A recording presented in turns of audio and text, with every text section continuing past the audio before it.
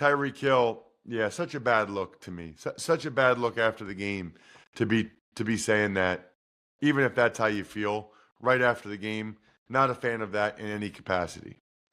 You're tuned in to the Ross Tucker Football Podcast, guiding your gridiron journey, none other than your host, former NFL lineman, Ross Tucker.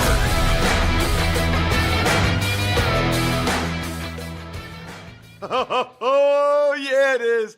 But it's not just any Ross Tucker Football Podcast. This is a Monster Monday presented by DraftKings. DraftKings, the crown is yours. I'm Ross Tucker, former NFL offensive lineman, 5 teams, 7 years.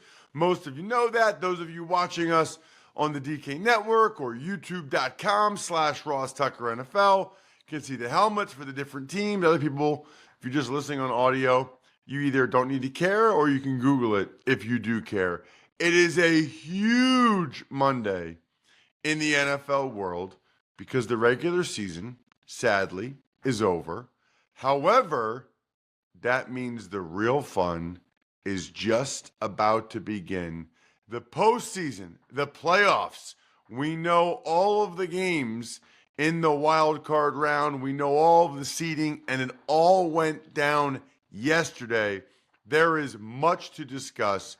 New week means new winners. All you have to do is engage with @RossTuckerPod on social media, any social media in any capacity, or rate and review the show on Apple Podcast or whatever. Forward that to us, ross@rosstucker.com. Take advantage of any of the awesome sponsors here on the show. Love the Game Time app. Huge fan of westshorehome.com/Ross. And then YouTube shout out. Love those of you that make the YouTube comments, youtube.com/Ross Tucker NFL. Super easy for me to do a video on my phone, email it to you, giving a shout out to whoever you'd like. It's big show time. The Big Show.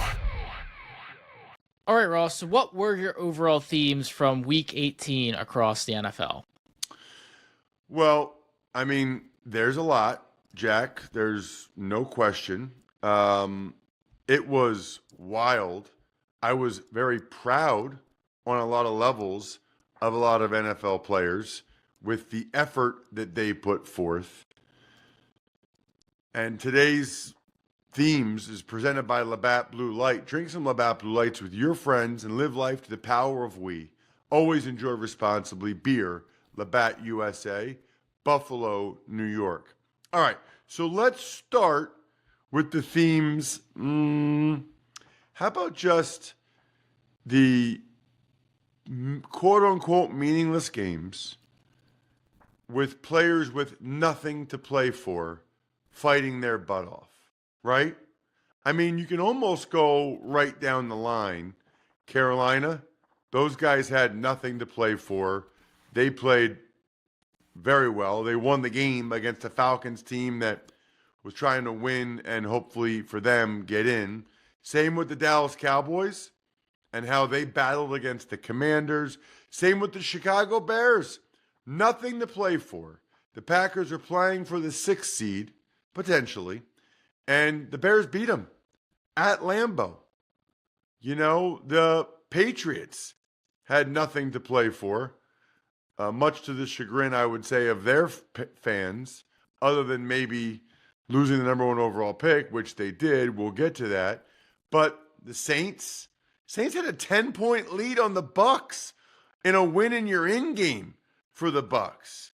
So not so much some of these other games like the Chiefs, but I would say for the most part, that was what jumped out, Jack. And it's funny because I was doing a game. I was doing the Texans and the Titans. So I wasn't able, to watch. But I had multiple buddies texting me saying, the red zone is amazing right now. The red zone is crazy right now. I mean, it was going back and forth between Falcons were going to win the NFC South and the Bucs were out, to then that flipped. And then Packers are going to win, Commanders lose, Packers 6 seed, Commanders 7, and then both those games flipped. So, well, I guess one of my things would be just the guys with nothing to play for fighting their butt off. The number 1 pick drama, of which I was a part, although unfortunately, for me, calling a game, we always like close games, competitive games. Texans kind of got a lead, and that game against the Titans was never really in doubt. But because of what was going on between New England and Buffalo, there was very much number one pick drama going on, to the point where Titans fans, it was an interesting dynamic because Titans fans were cheering on their team to do well. But then when they would see on the Jumbotron that the Patriots score a touchdown or that Patriots were winning, they would get excited about that. They were happy about that. So they kind of knew what the deal was. Playoff seeding drama all over the place. I think another theme, and this is probably every year, but it was a lot more noticeable, I would say, this year, is just the incentives being met all over the place. I mean, Mike Evans and Calvin Ridley, Von Miller, Geno Smith got $6 million based on what he did yesterday. That's the most. Mike Evans got $3 million. Kyle Van Noy and Von Miller, some of these guys getting sacks. A lot of incentives out there that people knew about, and funny to see the celebrations from the guys. And I'm glad a lot of them were able to hit them. Now, Tony Pollard had a couple for the Titans that he was not able to hit, and he was hoping to. He came back from injury to play in the game to try to hit him. So that was a bummer in my game. But those are some of the ones that jumped out. And then already, we'll have more time to talk about these, I think, tomorrow, Jack. But already a lot of coaching and front office decisions, right? Gerard Mayo fired. A lot of the reports so far, or a lot of the statements so far, have been actually bringing back guys, saying that the brain trust in Miami will stay, the brain trust in Indy. So a lot of stuff like that going on throughout the NFL. But those are the biggest themes to me. All right, we start each of our games with Baltimore, who dominated Cleveland 35-10. They really did. And this was not surprising, right? First of all, Lamar Jackson was awesome, and he did something that's never been done before. Although people I keep seeing different stats. Like Jared Goff did something 72% plus whatever, never been done before. Baker Mayfield did like there's all these stats that people have that this has never been done before. This has only been done 3 times before. And it's all impressive, but when there's like 5 or 6 guys we're talking about, 5 or 6 quarterbacks that all have their own, Lamar Jackson, I think it's 40 touchdowns, 900 passing, 900 yards rushing, less than 5 interceptions, which is amazing. It is. But then Jared Goff has one, and Baker Mayfield has one, and so forth and so on. But Lamar was awesome. It was a little scary for the Ravens with, at different points, Kyle Hamilton and Zay Flowers both having injury scares. And Zay Flowers might not be able to play. I mean, he's listed as week to week, and there's some thought that he's going to be out. I saw one report that it's likely he's out this week against the Pittsburgh Steelers, which would obviously be a major, major loss for the Ravens. I mean, he's the first Pro Bowl receiver ever for the Baltimore Ravens. So to not have him would really be a difference-making situation for the Ravens. Bailey Zappi had a pick 6. Nate Wiggins, who's had just a tremendous year for the Ravens, had the pick 6. Derrick Henry did his thing as usual. Myles Garrett got shut out. He was trying to be the sack champ. He got shut out, but the guy in the next game absolutely did not. Yeah, next game, Bengals, they get the win, but unfortunately they will still miss the postseason, 19-17. Kudos to them for battling until the very end. And yes, they probably are one of the 7 best teams in the AFC, and they gave themselves a shot. But we'll remember this next year, Jack. All of the games matter. Those games in September, those games in October, those games matter. You have to win those. They count just as much as the ones in the second half. And unfortunately, Bengals fans will be left wondering, what could have been. Trey Hendrickson, absolute monster. what do you have, 3 or 3.5 sacks in that game against the Steelers? Might be Defensive Player of the Year. That might have been enough to bump him up to Defensive Player of the Year by winning the sack race, the sack title, and by winning it significantly. It sounds like it's between him and Patrick Surtain in my mind. Cam Hayward and the Steelers defense, they kind of kept Pittsburgh in it, but Joe Burrow did enough through the air, getting the ball to Triple Crown threat Jamar Chase, and the Steelers were just totally inept for the most part offensively, especially late in the game. I mean, that was ugly late in the game. Russell Wilson struggled. George Pickens was probably the biggest reason why the Steelers lost was their inexplicable final drive, and also George Pickens having maybe the worst game of his career. One of the best games of the weekend, Carolina, they got done overtime in a 44-38 shootout against Falcons. Yeah, that was wild. Bryce Young is incredible, and the owner, David Tepper, said after the game he feels like they have their guy moving forward, which is huge if you're Carolina and you feel that way. You know, Raheem Morris, to only win 8 games with that roster, that's a bad look. I mean, Arthur Smith was out here winning 7 games without a quarterback, with worse players. Raheem Morris, again, did not want to go for the win when they tied it late. And glad he tied it. And again, he lost by a touchdown in overtime. You know, I would say especially, I guess you're going on the coin toss there, that 50%, rather than the 50% you control a little bit more, which is being on offense. Michael Penix Jr. did some really positive things. I love how he gets Drake London involved. That's what you feel good about if you're a Falcons fan, is I think Penix Jr., you'd feel good about him coming back next year.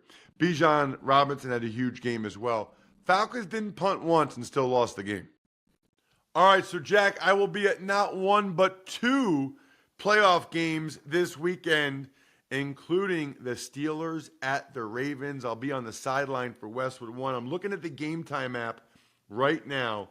You can get some amazing seats for like $500, but you can get in for $162. What I love about Game Time is the Game Time picks, where it basically shows you like the best value, the best deal. Lower sideline, section 150, row 6, all in $404. And what's cool about it is you can see the view, a panoramic view from the seat. You know you're getting the lowest price guarantee, and you can see the all-in pricing. Download the Game Time app, create an account, and use code ROSS for $20 off your first purchase. Take the guesswork out of buying tickets with Game Time. Terms apply. Again, create an account and redeem code ROSS for $20 off. Download Game Time today. Last-minute tickets, lowest price guaranteed. Smirnoff knows there's no I in the playoffs. Absolutely not. Football is a we thing. And Smirnoff's the world's #1 vodka and an official vodka partner of the NFL. So many opportunities still here in January to watch football and make delicious Smirnoff cocktails. I mean, just think about the college football playoff Thursday, Friday, then the NFL playoffs Saturday, Sunday, Monday, going to be incredible. This holiday season, when you're enjoying the game and your cocktails, please make sure to drink responsibly. Take a minute, make a plan, never drive impaired. Smirnoff, we do game days. Please drink responsibly. Smirnoff #21 vodka, distilled from grain, 40% alcohol by volume. The Smirnoff Company, New York. Please not share with anyone under legal drinking age. Playoff season is here, and the only thing better than game day predictions are the foods that come with them. Introducing Tums Fantasy Foodball Pool, brought to you by Tums, America's #1 antacid brand, and DraftKings. Each week leading up to the big game, turn football into foodball by building your best game day plate for a shot at winning a share of $40,000 in cash prizes. Inspired by game day bites and tailgate treats, join the Tums foodball action during this playoff season's most heartburn-inducing time. Visit DraftKings.com/Tums foodball between January 6th and February 9th to enter for free and select your game day plate before the start of each playoff round. Age and eligibility restrictions apply. Void where prohibited. See terms at DraftKings.com/Tums foodball. When you feel the heat of the game, don't let heartburn keep you on the sidelines. Try Tums Chewy Bites, with a tasty outer shell and soft center for fast relief of heartburn, acid indigestion, and upset stomach. Check out Tums Gummy Bites featuring a soft and easy-to-chew format for fast relief of occasional heartburn, acid indigestion, sour stomach, and upset stomach.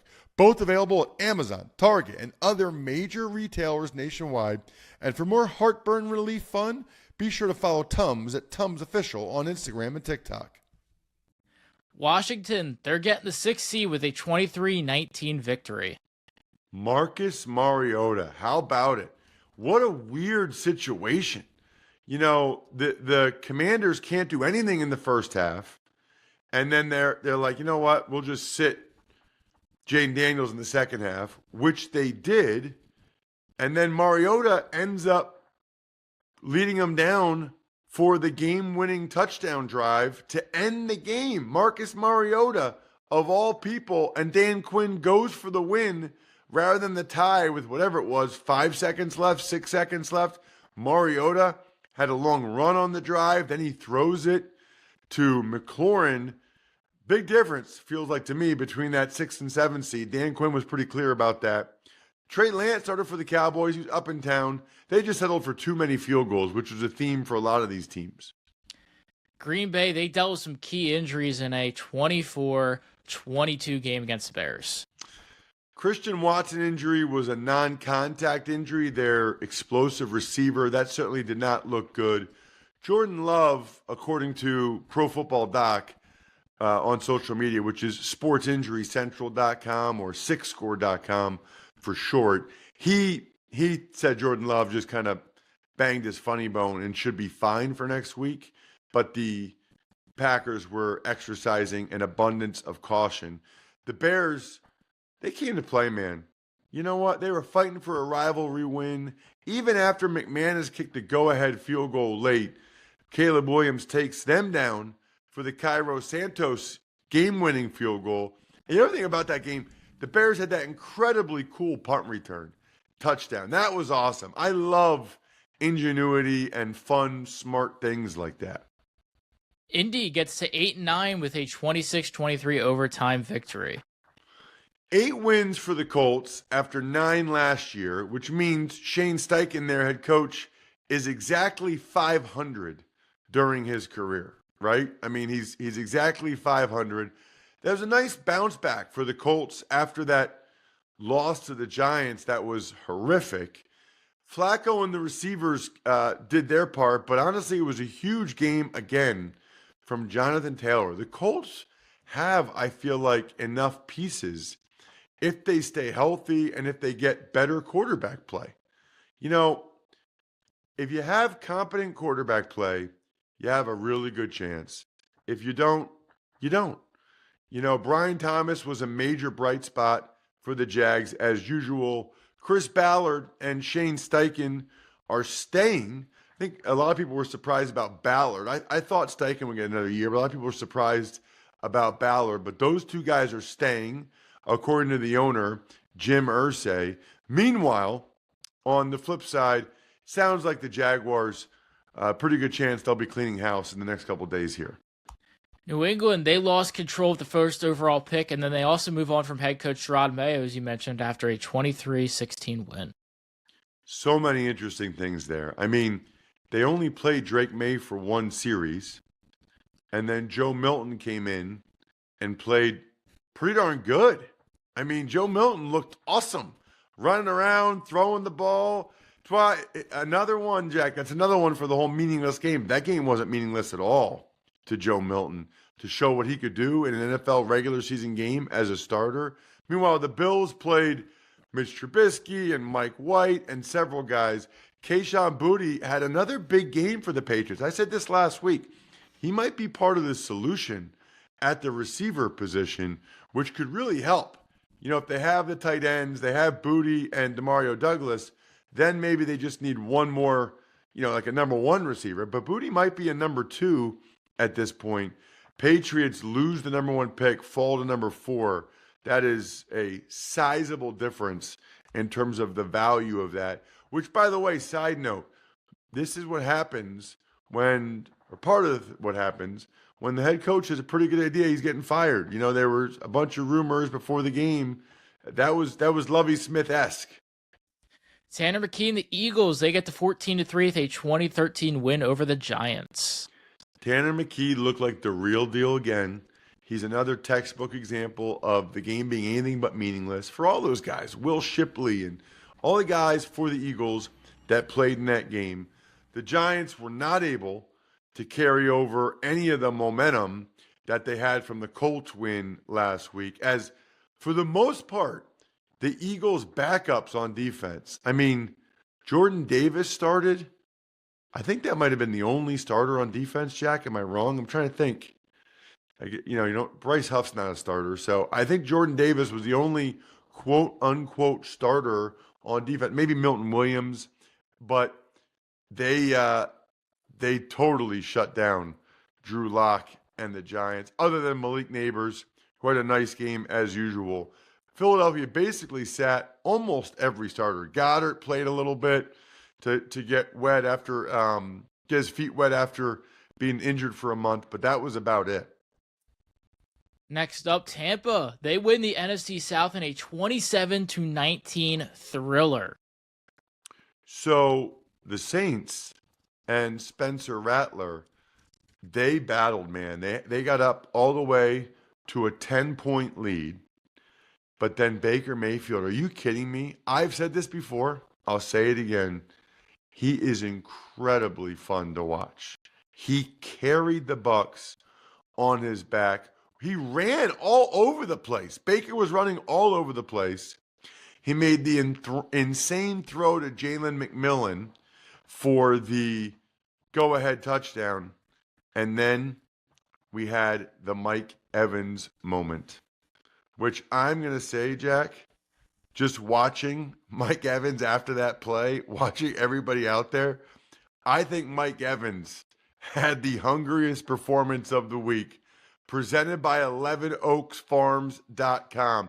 They've got the genuine Wagyu beef, the Angus beef, the heritage breed pork, the free-range chicken. It's all locally raised, but it's also available nationwide online right here in central Pennsylvania. You can shop it in person at the farm store in Newville or go to 11oaksfarms.com. You want some meat for the playoffs? It's 11oaksfarms.com. That was probably the coolest incentive accomplishment I've ever seen for Mike Evans. I mean, the game was already won. They could have just taken a knee, but Mike Evans wanted the $3 million.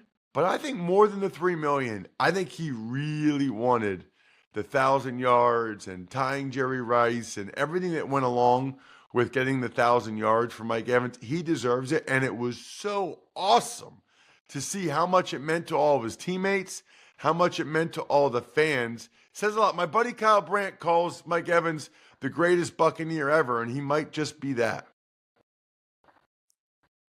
Move forward to Houston. They get the double-digit wins, and the Titans will clinch the first overall pick after a 23-14 Texans win. So, you're not going to say it, Jack? Well, no. You chastised me last. Are you talking about the Oilers or making fun of how I call every game a game you might know a thing or two about? I thought that was like going to be your routine. Here's a game you might know a thing or two about. You bullied it out of me, Ross. You bullied it out of me. It's done. All right, listen. Fantastic start for C.J. Stroud, Joe Mixon, Nico Collins on the opening drive. Then after that, they were kind of done, right? The defense was good throughout, led by Derek Barnett, had a gigantic day. Dameon Pierce is kind of awesome for the Texans. They need to give him a little bit more run. Davis Mills, I thought, looked like a very competent quarterback, while Will Levis and Mason Rudolph really did not. But the Titans did get the number 1 overall pick, which, of course, gives their fans some hope, which is what they need right about now. Cards dominate the Niners 47-24. Kyler Murray went crazy in his best game of the year. The Cardinals doubled their season win total from last year. Should not go without notice. Niners moved the ball, but mistakes, right? Moody, that they drafted in the 3rd round, that was a terrible pick. He missed another field goal. Jawan Jennings gets ejected. Trey McBride finished his great season for the Cardinals in stellar fashion yet again. Broncos clinch playoff berth with a 38-0 shutout. Bo Nix was flawless with 18 straight completions as the Broncos carved up the Chiefs defense that was basically sitting everybody. Broncos are in the playoffs for the first time since Peyton Manning won Super Bowl 50. Cortland Sutton had a nice day, and the Chiefs offensively couldn't do anything. Carson Wentz, Aludicun, I mean, that was disappointing. That was a game where a lot of people were watching, a lot of people, were hoping that there was some level of drama there. There was not. Rams lose at home to Seattle to end their regular season, 30-25. Geno Smith performed well and got that extra $6 million. The Seahawks, to finish year one under Mike McDonald 10-7, that is impressive. Jimmy G did some good things other than the early interception. Blake Corum, broken forearm, not good for the Rams. I mean, what happens if, I know Rivers can play, but what happens if something happens to Kyron Williams? Both kickers were crushing it. Leonard Williams, 2 more sacks. Still not happy he didn't make the Pro Bowl. Chargers beat the Raiders 34-20.